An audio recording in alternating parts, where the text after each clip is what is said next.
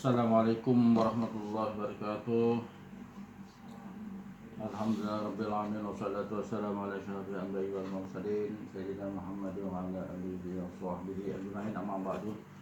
Pertama-tama dan paling utama, tidak henti-hentinya, tidak bosan-bosannya kita menjadikan puji dan syukur ke hadirat Allah SWT, karena hingga saat ini kita masih diberikan nikmat kesehatan jasmani, rohani, dan juga mudah-mudahan sehat ekonomi. Mudah-mudahan dengan nikmat-nikmat tersebut kita senantiasa istiqomah melaksanakan perintah Allah, menjauhi larangan Allah, dan melaksanakan sunnah baginda Nabi Muhammad SAW.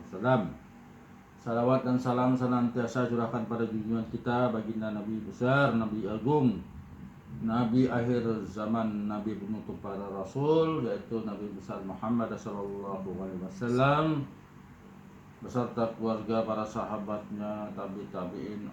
Insyaallah mudah-mudahan kita mendapat syafaat beliau di yaumil mahsyar, di yaumil qiyamah. Karena salah satu asbab kita masuk surga, kita lepas dari pengadilan akhirat dan kita masuk surga adalah syafaat dari baginda Nabi besar Muhammad SAW. Oleh karena itu, marilah kita banyak bersalawat kepada Rasulullah SAW dengan mengucapkan Allahumma sholli ala Muhammad wa ala ali Muhammad kama shallaita ala Ibrahim wa ala ali Ibrahim wa barik ala Muhammad wa ala ali Muhammad kama barakta ala Ibrahim wa ala ali Ibrahim fil alamin innaka Hamidum Majid. Alhamdulillah, pada malam hari ini, maghrib ini, hari Ahad 4 Juli 2021, bertepatan dengan 27 atau 26 Dzulqa'dah. Alhamdulillah, desa Permai ini di tempat kita diguyur hujan karena turunnya rahmat dari Allah SWT.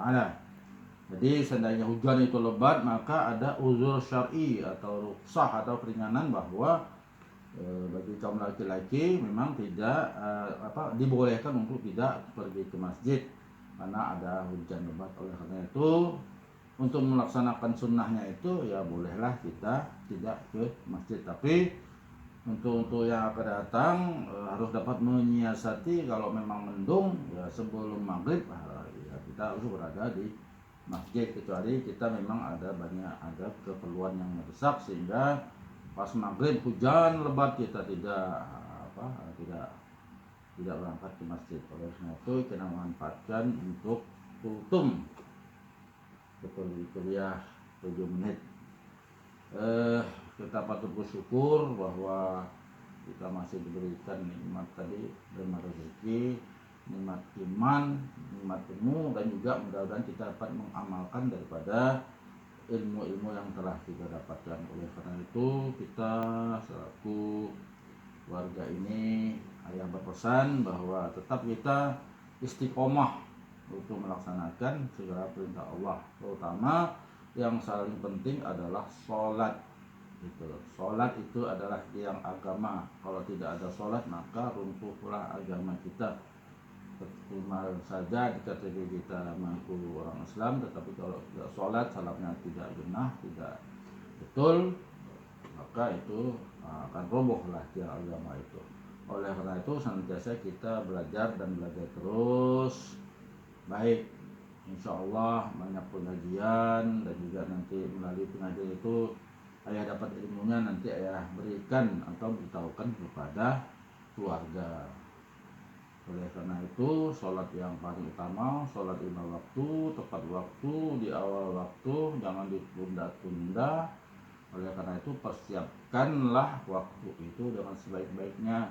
Kita sudah tahu waktu sholat mau masuk, maka kesibukan-kesibukan yang dapat kita kurangi agar dikurangi. Kemudian ditambah adalah sholat-sholat sunnah qabliyah, ba'diyah, sholat sunat rawatib, sholat sunnah duha, sholat tahajud, sholat qiyamul lail, sholat hajat, atau bahkan sholat sunat mutlak, silakan untuk kita laksanakan.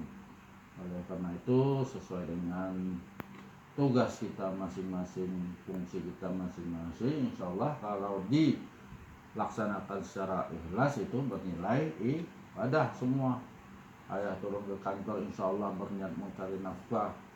Bismillahirrahmanirrahim. La haula wala quwata illa billahil aliyil azim. Naik kendaraan Bismillahirrahmanirrahim wal mursaha inna rabbil ghafurur rahim. Insyaallah itu benar ibadah.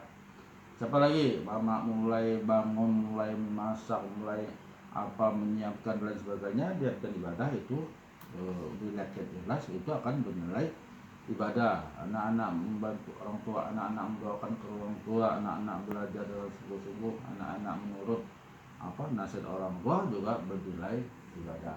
Dalam masa sekarang ini kita harus memang hati-hati, harus kita memang menyeleksi arus informasi yang beredar di masa pandemi ini, di masa corona ini. Soalnya banyak informasi yang betul-betul harus kita filter, harus kita saring apakah benar atau tidak benar. Insya Allah kalau kita patokan kita adalah informasi dari pemerintah yang resmi, informasi dari lembaga agama resmi, dari Majelis Ulama Indonesia. Kalau sesuatu difatwakan harus begini, katakanlah harus vaksin itu halal semacam, ya silakan sesuai dengan tuntunan. Kemudian kalau memang sholat itu di masjid tertentu itu berjarak, ya silakan itu bisa saja. Tapi kalau kita tidak yakin, ya carilah masjid atau musola yang tidak jarak, tidak ada social distancingnya, tidak berjarak. Tetapi memang kita harus selektif untuk itu. Karena itu juga harus informasi yang lain bahwa obat ini, obat itu segala macam. Insya Allah kalau kita berpikiran positif, energi kita positif, insya Allah prasangka kita, praduga kita positif, insya Allah hati kita akan tenang. Jadi segala sesuatu itu bisa saja penyakit itu datangnya dari hati. Kalau hati kita tenang, hati kita tentram, hati kita ikhlas, tidak berprasangka, tidak menduga yang jelek-jelek, maka hati kita juga tentram, energi kita juga akan positif. Jadi ada namanya kuantum ikhlas. Kuantum ikhlas itu energi apa yang kita bicarakan, apa yang kita pikirkan, apa kita bayangkan itu akan menimbulkan energi. Energi itu merambat, berinteraksi di dalam ruangan berdimensi gelombang. Oleh karena itu apabila kuantum itu bagus, maka energi yang akan keluar juga bagus. Orang bilang itu misalnya ada aura, ada prasangka semacam, itulah yang dinamakan kuantum ikhlas. Oleh karena itu insyaallah mudah-mudahan yang kunci utama juga kita berdoa, tawakal itu Allah, berdoa kepada Allah, bertawakal kepada Allah sambil kita ikhtiar. Kemudian juga dalam masa ini, pandemi ini, sekolahnya, kuliahnya online segala macam, insyaallah kita lihat kebijakan dari pemerintah, kita lihat juga situasi dan kondisi di tempat kita kuliah. Kalau memang di sana itu memungkinkan, insyaallah kita berangkat ke sana. Kalau memang aturannya masih belum memungkinkan, kita harus banyak bersabar. Kuncinya itu ya harus sabar, dan segala sesuatu kita sandarkan kepada Allah. Mau kemanapun insyaallah kita laksanakan. Pertama istikharah, yang kedua kita sholat sunat hajat. Apa hajat kita? Insyaallah segala sesuatu yang kita sandar kepada Allah, kita mulai dengan minta pilihkan oleh Allah, insyaallah dalam perjalanannya itu akan mendapatkan hasil yang baik. Apa saja, misalnya Hani mau kuliah di mana, ada lulus, ada beberapa tempat. Istikharah, ya Allah, apabila urusan ini baik bagiku, baik bagi duniaku, baik kehidupanku, baik untuk akhiratku, dan baik bagi masa depanku, maka pilihkanlah dia, pilihkanlah tempat itu. Tapi apabila itu tidak baik atau tidak patut, tidak pantas, maka hindarkanlah dia dengan cara yang baik. Jadi macam kita hindarkan juga, tapi dengan cara yang baik, sehingga hati kita, pilihan kita itu insya Allah diridhoi. Tetapi kalau sudah dalam perjalanan kita ada masalah, baru lapor pada Allah, itu kan ibarat kita pergi dulu. Kalau ada masalah baru lapor, ya kan? Nah, siapa waktu pergi tadi kok enggak bilang-bilang. Nah, kalau ada masalah baru bilang-bilang. Oleh karena itu segala sesuatu juga harus memang kita sandarkan kepada Allah Subhanahu wa Ta'ala. Apapun, baik usaha kita, misalnya mama ya kan ada usaha kita buka warung segala macam, insya Allah kalau kita niatkan, insya Allah rezeki tidak akan tertukar. Orang mau mesan orang, insya Allah itu kalau memang rezeki kita ada dia datang. Tapi kalau memang belum rezeki kita, itu memang ada saja hal-hal yang menjadi katakanlah tidak jadi atau belumnya. Tapi insya Allah itu kalau kita ikhlas tidak masalah. Insya Allah Allah tidak akan mencoba kita, Allah tidak akan memberikan beban kita yang kita tidak sanggup memukulnya. Keluarga kita mampu menampung memikul 10 kilo, insya Allah 10 kilo dibebankan Allah. Tidak mungkin itu akan 11,1 on, insya Allah. Tapi kuncinya memang kita harus yakin, harus tawakal. Maka segala sesuatu harus kita sandarkan kepada Allah. Apapun itu urusan kita, baik menyangkut dari hal kecil sampai hal-hal yang besar. Oleh karena itu kuncinya adalah istiqomah. Istiqomah itu konsisten, kemudian qanaah, merasa cukup, merasa bahwa apa yang kita dapat itu harus disyukuri.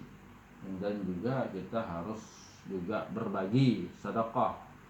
Sedekah itu menolak bala, menolak penyakit, menolak segala hal yang keburukan. Oleh karena itu memang kita rajin sedekah, apa saja, makanan kah, uang kah, kata Nabi ya senyum juga sedekah, menyingkirkan duri di jalan juga kebaikan. Oleh karena itu sesuai dengan kemampuan kita, insya Allah sedekah itu biar banyak asal ikhlas. Kalau sedikit sih biasa ya ikhlas, tapi kalau banyak ini yang perlu kita yakinkan hati kita bahwa yang kita sedekahkan insya Allah kita akan mendapat ganjaran, dapat gantinya yang lebih besar, lebih baik lagi. Tapi memang tadi kuncinya adalah keyakinan kita kepada Allah SWT, bahwa segala sesuatu Allah yang mengatur, Allah yang menentukan takaran-takaran itu. Ada saja jalan rezeki yang tidak disangka-sangka. Allah akan memberikan rezeki dari yang jalan yang tidak diduga, tidak yang disangka-sangka. Dalam kehidupan kita banyak kita temukan bahwa tidak menyangka bahwa kita akan dapat sesuatu. Rezeki itu berupa juga kesehatan, berupa juga ketenangan, keselamatan, selain juga berupa materi. Alhamdulillah kalau itu kita syukuri apapun itu. Kalau kita melihat sekitar kita masih banyak saudara kita yang masih katakanlah yang masih kekurangan dan lain sebagainya. Oleh karena itu kita yang lebih apa saja, lebih pekerjaan kah, lebih dari segi kehidupan yang lainnya, ya silakan itu untuk kita berbagi. Insyaallah itu berkah, ya kan, karena segala sesuatu itu kan ya kita lahir juga tidak ada membawa selembar benang pun, ya kan. Kita ketika menjalani kehidupan ya kita lah diberikan berkah, sedekah oleh Allah, rezeki oleh Allah SWT, sehingga kita ya misalnya lebihlah pakaian, lebihlah sandang, lebihlah pangan dan lain sebagainya. Oleh karena itu mari kita baik dan lebih baik lagi ke depannya, insyaallah. Mulai dari kita insyaallah bacaan ngaji kita, mungkin kita boleh nanti ada Kak Lili kita ajak ke sini, ya kan, karena Mama, Hani, kakak itu kan ya perempuan, mungkin dia kurang pantas berguru dengan laki-laki. Kalau Kak Lili itu kan perempuan, nanti boleh datang ke sini untuk membetulkan bacaan. Kemudian juga mungkin Kak Lili kan dulu di pesantren, mungkin juga ada ilmu agama yang dapat kita pelajari. Selain juga dari media online boleh, nggak masalah, dari YouTube. Tapi sebaiknya kalau ada guru itu lebih baik, karena kita bertatapan langsung dan mengajukan hanya jawab yang hal-hal yang tidak jelas. Tapi kalau YouTube kan kita hanya menonton, tapi itu tidak masalah, itu untuk sebagai referensi pengetahuan tambahan bagi kita. Mungkin beberapa hal agar hidup kita ini penuh berkah dari Allah SWT, memperbanyak amal ibadah, mempertebal iman, jadi jadi dul iman biqauli la ilaha illallah. Maka setiap sholat bacalah, ucapkanlah la ilaha illallah 10 kali, 100 kali, 1000 kali. Mau tidur, bangun tidur atau terkejut tidur itu kan ada dibaca itu. Kalau tengah tidur kita lalu terbangun, la ilaha illallah wahdahu la syarikalah lahul mulku wal hamdu wa ala kulli syai'in qadir, dibaca itu sampai kita tidur lagi. Insyaallah itu akan kita mendapat perlindungan dari Allah SWT dari hal-hal yang buruk. Mungkin demikian insyaallah. Setelah ini kita ngaji, mau ngaji masing-masing, mau ngaji kita tadarus ataupun sama-sama insyaallah ya kita untuk menghiasi rumah tangga itu dengan bacaan Al-Quran, dengan sholat sunnah di dalamnya. Nabi katakan, janganlah jadikan rumahmu itu seperti kuburan sepi. Apa itu rumah yang sepi? Rumah yang di dalamnya tidak ada dibacakan Al-Quran, tidak ada sholat sunnah, isinya cuma nonton sinetron atau lagu-lagu, ya kan, hidup di TV dari pagi sampai pagi lagi, tengah malam hidupkan nonton bola. Itu boleh, tidak ada masalah, sekali-sekali itu untuk sebagai ya hiburan lah, tapi janganlah itu membuat kita lalai. Kita juga supaya menyeleksi kegiatan kita yang menyebabkan kita lalai. Misalnya ya kalau ayah alhamdulillah nongkrong warung kopi itu ya boleh katakan tidak pernah, ada jarang lah, sekali-sekali boleh lah ya, paling itu pun ya kalau ada kawan. Tapi kalau hanya sengaja datang ke pasar mau nongkrong kopi, insya Allah kalau bisa memang ayah tidak melakukan itu, karena itu perbuatan yang sia-sia.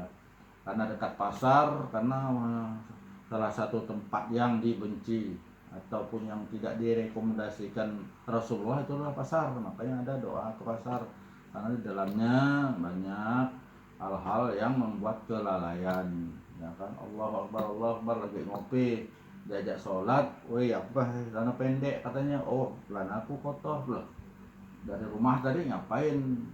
Oleh karena itu kemudian juga ya kalau kakak, kalau boleh ya sekedar minum es sama kawan-kawannya silakan. Yang tidak boleh itu sampai berlama-lama membuatkan lalai daripada melaksanakan kewajiban, terutama sholat ya, itu terutama sholat. Dan juga akhirnya kan ceritanya ngarul ngidul, nggak tentu rudung, nggak tentu pasal. Itu yang kita hindari supaya kehidupan kita ini penuh dengan berkah, penuh dengan bimbingan dari Allah Subhanahu wa ta'ala. Insya Allah sedikit demi sedikit insyaallah kita membuat keluarga kita ini menjadi sakinah mawaddah rahmah. Dan juga kita doakan seluruh keluarga kita, nenek datuk kita, om tante paman kita, dan semuanya itu mudah-mudahan dari Allah SWT.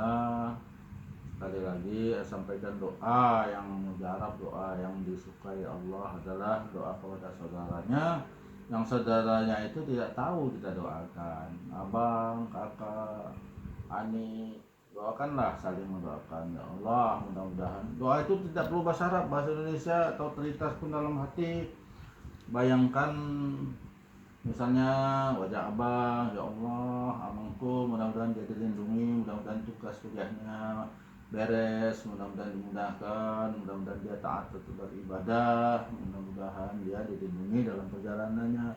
Begitu juga abang di sana, misalnya ya Allah, jadikanlah orang kami sayang mereka, kemudian adik-adikku, ya kan, kemudian nenek datukku dan lain sebagainya, saudara-saudara ayah ibuku dan semuanya, kaum kerabatku, itu semuanya kita doakan.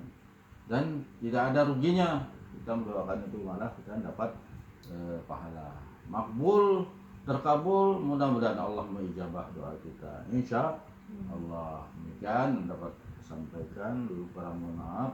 Kita tutup dengan doa penutup majelis. Subhanakallahumma wa bihamdika asyhadu an la ilaha illa anta astaghfiruka wa atubu ilaik. Assalamualaikum warahmatullahi wabarakatuh.